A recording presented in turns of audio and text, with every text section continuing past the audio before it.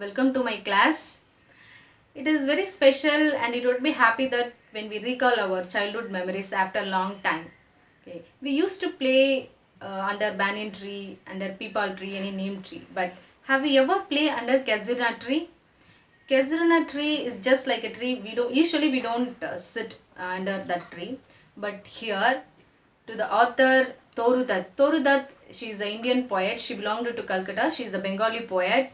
She used to spend her early childhood under the Kazuna tree, most along with her siblings. The siblings' name is Abjo and Aru. See, when she moved to France, she used to think about the Kazuna tree while they were playing under the tree, the appearance of the tree, and side sceneries, all that.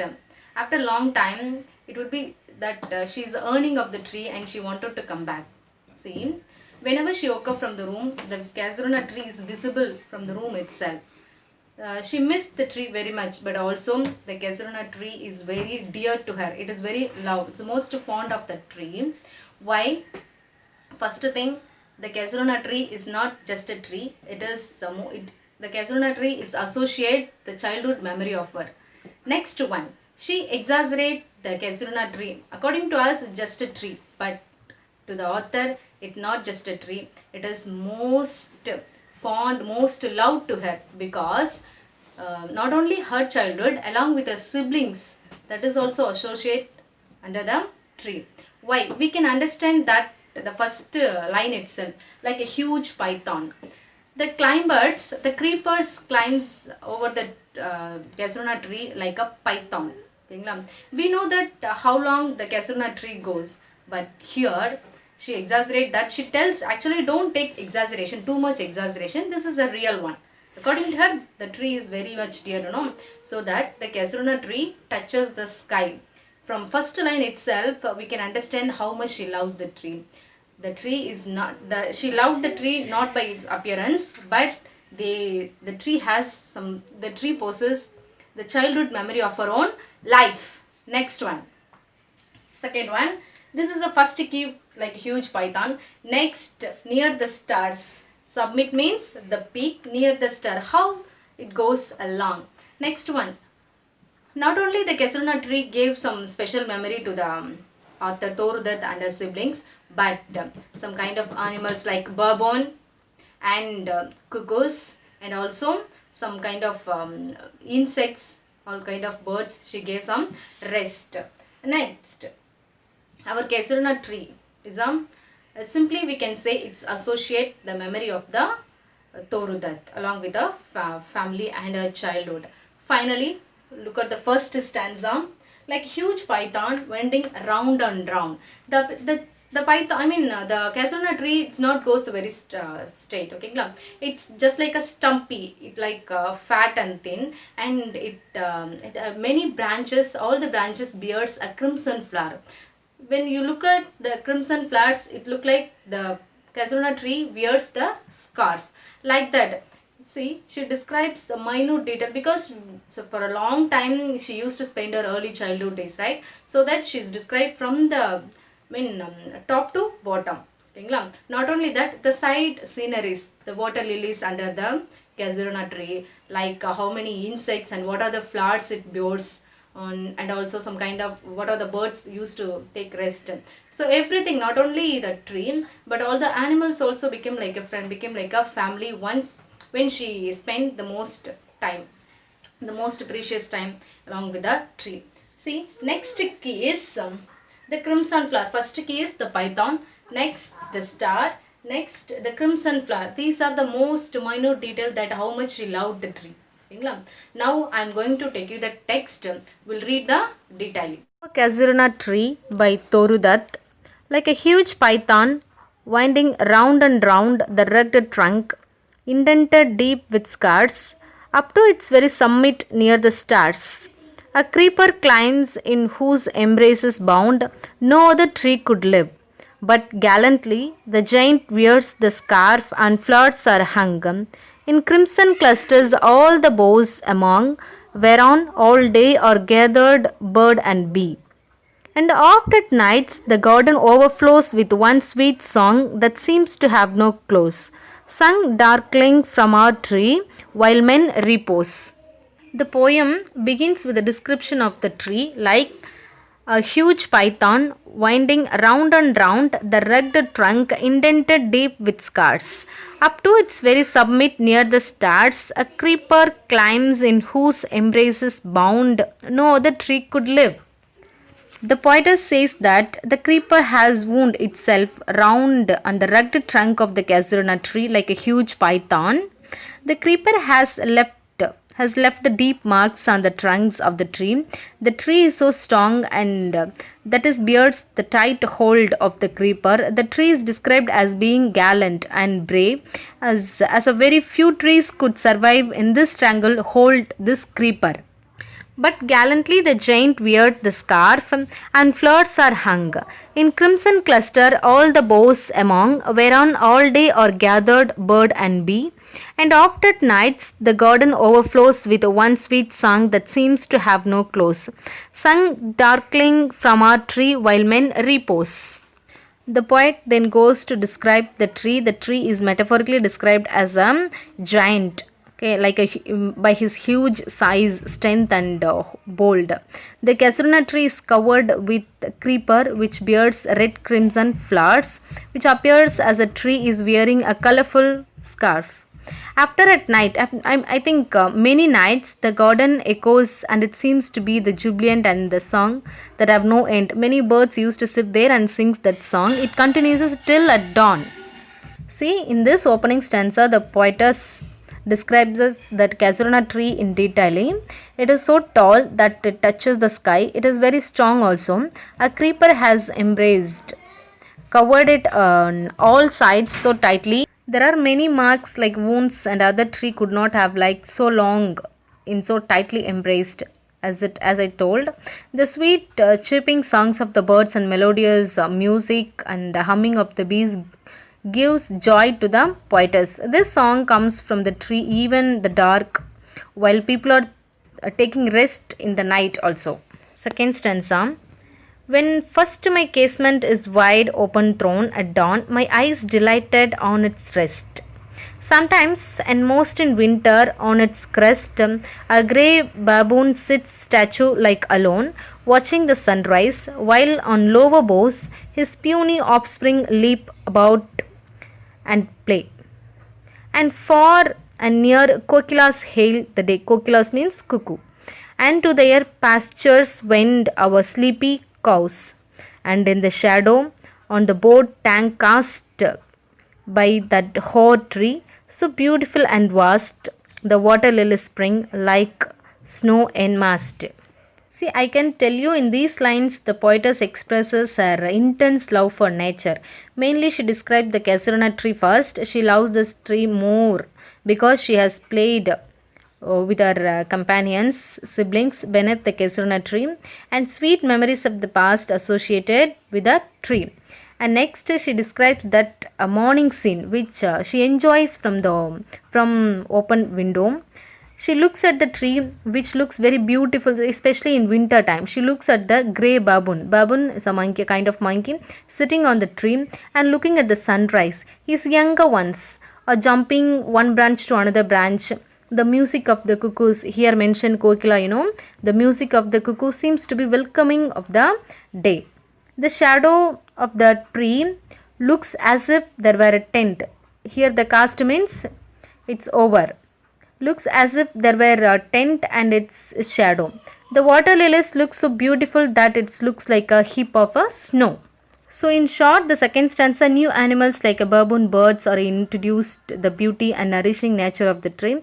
Even the tree's shadow provides the refuge to them, lazy cattle around and flowering littles in the water tank. The tree is associated with even more kinds of life, not only to the author poetess, but also other kinds of life, including baboons, that is adult and younger one, that sits, leaps, plays in the branches, and birds, cuckoos that sing, and sleepy cows that walk beneath casuarina tree, and water lilies under the tree, and broad tank on which the tree casts its shadow. She described the scenes beautifully, naturally. Next, third one. But not because of its magnificence, dear is the casuarina to my soul. Beneath it we have played.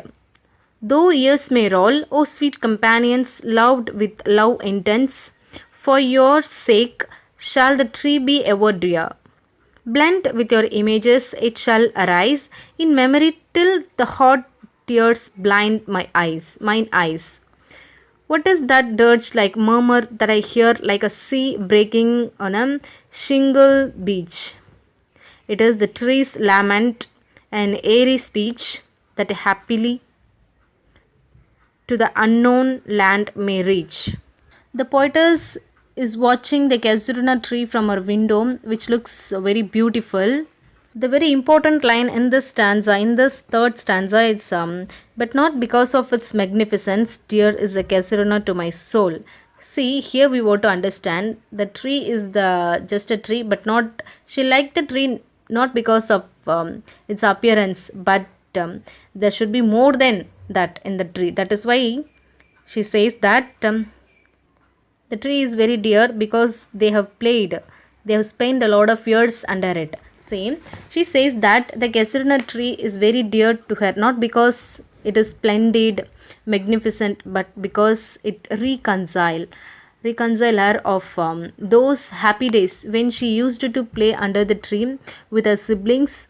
So the poet says that the tree will always remain dear to her, as it is associated with her friends whom she loves extremely. The poetess hopes that the free they used to pen and the tree will never grow in memory of her but siblings, but she will shed tears as she misses them. In the meantime, she hears a low lamentation. She is extremely grieved. The sound is similar to the sound of sea water striking against the pebbles. Just she is comparing the beach and the voice. She feels that it is the expression of grief from the tree. It fills her with fear, but she hopes that soon it will reach the unknown land.